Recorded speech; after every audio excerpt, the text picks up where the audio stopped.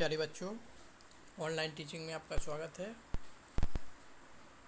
Social science में मैं आपको आर्थिक विकास की समझ यानी अर्थशास्त्र में आपको लेसन 3 मुद्रा और साख,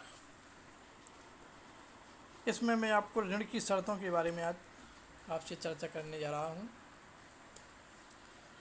हर ऋण समझौते में ब्याज दर निश्चित कर दी जाती है।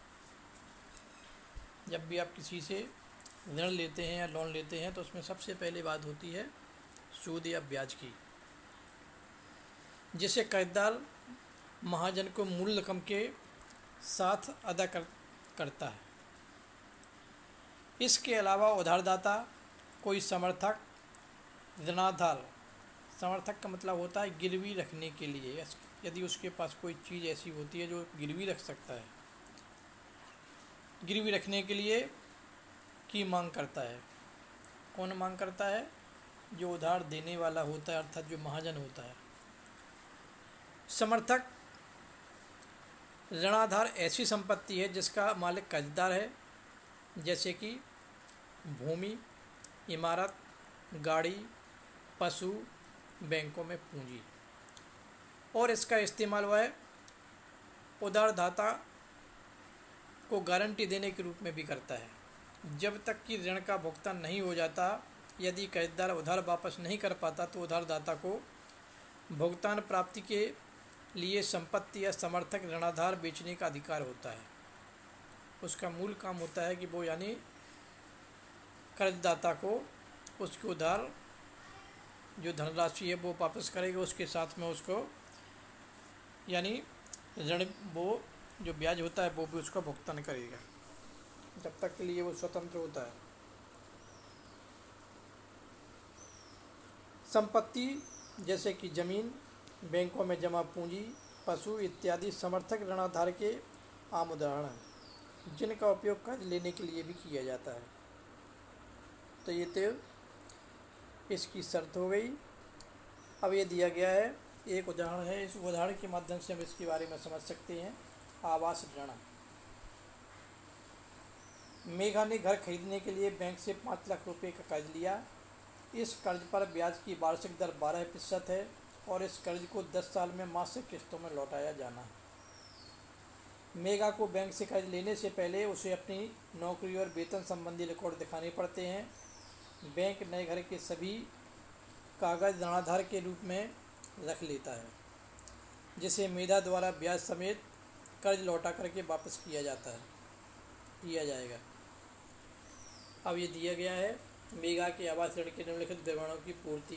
ऋण राशि कितने रुपए को उसने ऋण लिया है, ऋण अवधि कितने वर्ष के लिए उसने लिया है, आवश्यक कागजात जो भी उसमें उससे संबंधित हैं, ब्याज दर एक निश्चित हो जाती है, अदायगी का स्वरूप होता है कि वो मंथली देगा या वार्षिक देगा या कैसे भी देगा, और समर्थक ऋणाधार, उसके बदले में उसको कोई ना कोई चीज़ गिरवी रखना पड़ती है। जैसे किसी की रजिस्ट्री है और वो उस पर मकान के लिए कर्ज ले रहा है, तो उसके बदले में उसको उसकी रजिस्ट्री यानी बैंक को देना पड़ेगी कागज। ब्याज दर, समर्थक ऋणाधार, आवश्यक कागजात और भुगतान के तरीकों को निम्नलिखित रूपों में सम्मिलित रूपों से ऋण की शर्तें कहा जाता है।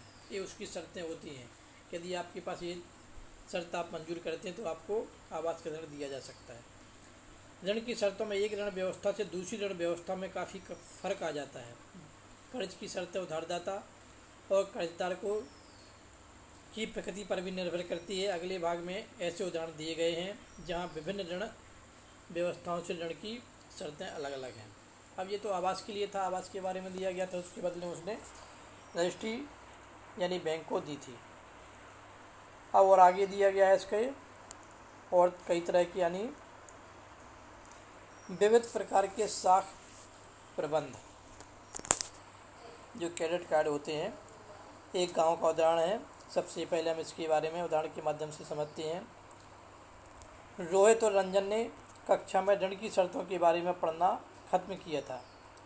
वे अपने इलाके में प्रचलित विविध प्रकार के ऋण प्रबंधों को जानने के इच्छुक थे। कौन लोग उधार देते थे, कर्जदार कौन थे, ऋण की क्या शर्तें थी, उन्होंने अपने गांव के कुछ लोगों से बात करने का फैसला किया। आगे आप उनका लेखा भी पढ़ सकते हैं कि किस तरह से यानी किस बारे में क्या चर्चा हुई है। 15 नवंबर 2019 हम सीधा उन खेतों में जाते हैं जहां दिन के इस समय अधिकतर किसानों में मजदूर काम कर रहे होंगे। खेतों में आलू की फसल लगी हुई है। पहले हम सोनपुर, एक छोटा सा गांव जहां सिंचाई की सुविधाएं मौजूद हैं, कि एक छोटे किसान श्यामल से मिलते हैं, जिसका नाम श्यामल है। श्यामल का कहना है कि उसे अपनी 1.5 एकड़ ज़मीन को जोतने के लिए हर मौसम में उधार लेने की आवश्यकता पड़ती है। कुछ साल पहले वह गांव के महाजन से ऋण लेता था, जिस पर उसे 5% मासिक ब्याज देनी पड़ती थी, जो यानी वार्षिक 60% हो जाती है। पिछले कुछ वर्षों में श्यामल गांव के एक कृषि व्यापारी से 3% मासिक ब्याज की दर पर ऋण ले रहा है। जुताई के मौसम की शुरुआत होने पर व्यापारी ऋण पर कृषि संबंधित आगतें ज़रूरतें मुहैया कराता है, जिसे फसल तैयार हो जाने पर वापस करना होगा। ऋण पर ब्याज के अलावा व्यापारी किसानों से वादा कर लेता है कि वह अपनी फसल उसी को बेचेगा। इस तरह व्यापारी निश्चिंत है कि ऋण की अदायगी समय से हो जाएगी। फसल की कीमतें फसल काटते समय कम होती हैं, इसलिए वह किसानों से कम कीमत पर फसल खरीदकर और बाद में कीमत बढ़ने पर बेचकर भारी मुनाफा कमाता है। व्यापारी को उस समय फसल खरीदने से मुनाफा होता है। वह फसल सस्ते में खरीद कर के बाद में कीमतें बढ़ने पर उसको बेचता है, इससे वो उससे अधिक लाभ कमाता है। अब जो अगली दी गई है, अब हम अरुण से मिलते हैं, जो एक किसान मजदूर के काम का निरीक्षण कर रहा है। अरुण के पास 7 एकड़ ज़मीन है। अरुण सोनपुर के कुछ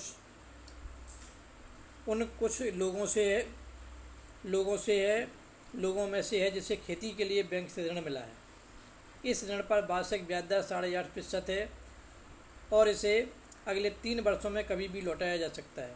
अरुण की योजना है कि वे फसल तैयार होने पर अपनी उपज का कुछ हिस्सा बेच करके इस ऋण की अदायगी कर देगा। वह बाकी आलू की फसल को शांति शीत भंडार गृह में रख करके बैंक से इसके बदले नया ऋण लेने के लिए दरख्वास्त देना चाहता है। बैंक उन किसानों को ऐसी सुविधा देने के लिए तैयार है जो पहले भी खेती के लिए उससे ऋण ले चुके हैं। रमा निकट के खेत में कृषि मजदूर के रूप में काम करती है। साल में कई महीने रमा के पास कोई काम नहीं होता है और उसे अपने रोज़मर्रा के खर्चों के लिए कर्ज लेना पड़ता है। अचानक बीमार पड़ने पर या परिवार में किसी समारोह पर खर्च करने के लिए भी उसे कर्ज लेना पड़ता है। रमा कर्ज के लिए अपने मालिक पर, जो सोनपुर का मध्यवर्गीय भूस्वामी है, आश्रित है। भूस्वामी उसे 5% मासिक ब्याज दर पर ऋण देता है। रमा उस कर्ज को भूस्वामी के यहाँ काम करके वापस करती है। अधिकांशतया रमा को नया ऋण लेना पड़ जाता है, जबकि वह पुराना लौटा भी नहीं पाती है। वर्तमान में उसे भूस्वामी के 5,000 रुपये देने हैं। यद्यपि भूस्वामी उसके साथ अच्छा व्यवहार नहीं करता है, फिर भी वह उसके लिए लगातार काम करती है ताकि आवश्यकता पड़ने पर उसे ऋण मिल सके। रमा हमें बताती है कि सोनपुर में भूमिहीन लोगों के लिए ऋण का एकमात्र स्रोत भूस्वामी नियुक्ता ही है।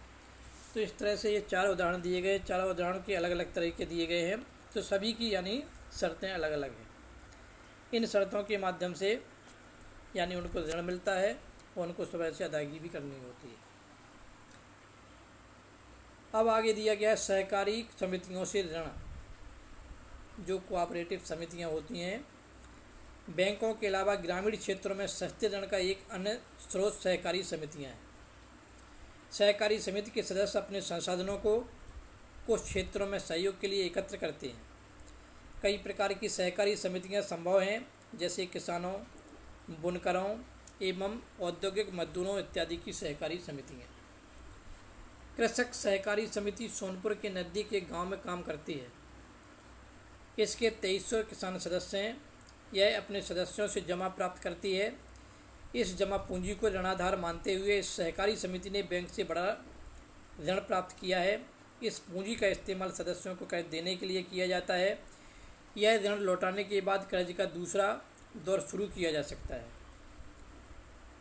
कृषक सहकारी समिति कृषि उपकरण खरीदने, खेती तथा कृषि व्यापार करने, मछली पकड़ने, घर बनाने और अन्य विभिन्न प्रकार के खर्चों के लिए ऋण मुहैया कराती है। तो जो कोऑपरेटिव समितियाँ होती हैं उससे भी आप ऋण ले सकते हैं, लोन ले सकते हैं। तो इस तरह से कई प्रकार की शर्तें, उनका सबका तरीका अलग अलग है। प्यारे बच्चों, आज की वीडियो में बस इतना ही। नेक्स्ट अगली वीडियो में आपको भारत में औपचारिक क्षेत्र में साख, इसके बारे में आपसे जानकारी करूँगा। ओके।